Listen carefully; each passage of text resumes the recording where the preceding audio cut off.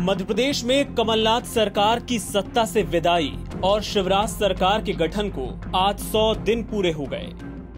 ज्योतिरादित्य सिंधिया के नेतृत्व में 22 विधायकों की कांग्रेस से बगावत के बूते शिवराज चौथी बार मुख्यमंत्री तो बन गए, लेकिन इस बार पिछले 3 कार्यकाल जैसी ठसक अभी तक नजर नहीं आई।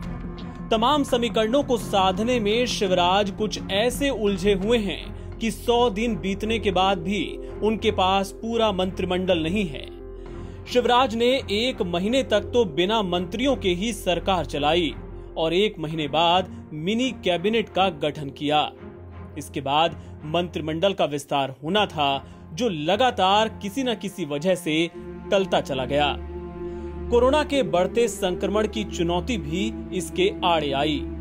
शिवराज ने जब कुर्सी संभाली थी तब कोरोना ने पांव पसारना शुरू ही किया था, लेकिन अब कोरोना प्रदेश के सभी 52 जिलों तक फैल चुका है। खासतौर पर इंदौर जैसे हॉटस्पॉट्स शिवराज सरकार के लिए बड़ी चुनौती बनकर उभरे। एक तरफ मिनी कैबिनेट के साथ शिवराज कोरोना संकट से जूझ रहे थे, तो दूसरी ओर वो उपचुनाव और मंत्रिमंडल गठन के तमाम समीकरण भी बैठाने में जुटे रहे। आखिर सरकार का भविष्य भी तो इन्हीं उपचुनावों पर टिका है। बैठकों का दौर भोपाल से लेकर दिल्ली तक चलता रहा। खबर आती कि बस अब हुआ कि तब हुआ, लेकिन 100 दिन बीतने के बाद भी मंत्रिमंडल विस्तार का रास्ता साफ नहीं हो सका है। दरअसल शिवराज के सामने दिक्कत ये है कि उन्हें अपने भरोसेमंद दिग्गज चेहरों को भी मंत्री बनाना है और सिंधिया खेमे के नेताओं को भी पर्याप्त भागीदारी देनी है। बस पेच यहीं पर फंसता नजर आ रहा है।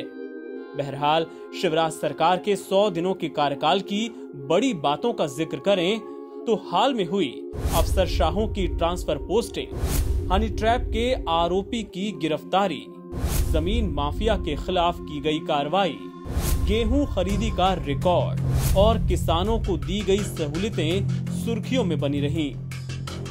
लेकिन ये कहना गलत नहीं होगा कि इन 100 दिनों में शिवराज का ज्यादातर वक्त संतुलन बैठाने में ही बीता। अब मंत्रिमंडल का विस्तार और फिर उपचुनाव के नतीजे ही ये साफ करेंगे कि चौथी पारी में मामा ये संतुलन कितने सही तरीके से बैठा पाए।